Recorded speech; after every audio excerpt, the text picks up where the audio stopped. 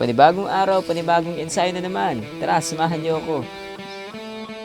So, dito sa video na to, dito ini-ensayo ko yung mga Saint Joseph.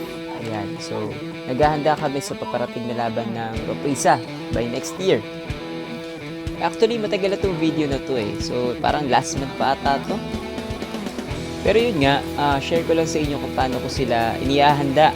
So, every time na nag-iensayo kami, palagi muna ganito.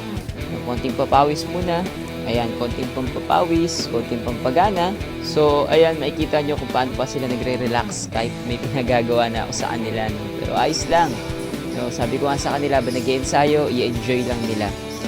Well, actually, matagal na kami nag-iensayo ng St. Joseph eh. So, ito yung naunang video. So, ito yung gusto kong i-share muna sa inyo.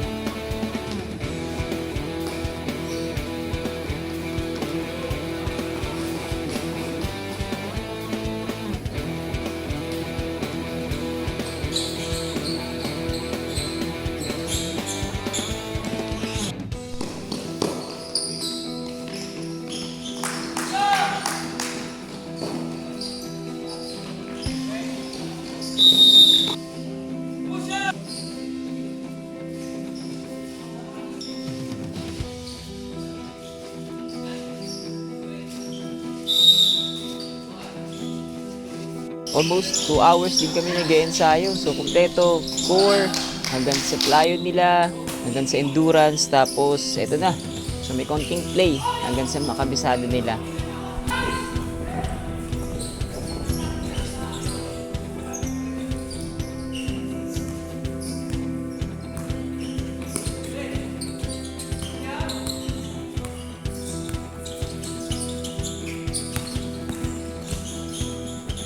Ayan, so hanggang dito na lang yung ating video guys. So stay tuned para sa mga paparating pa na ensayo. Salamat!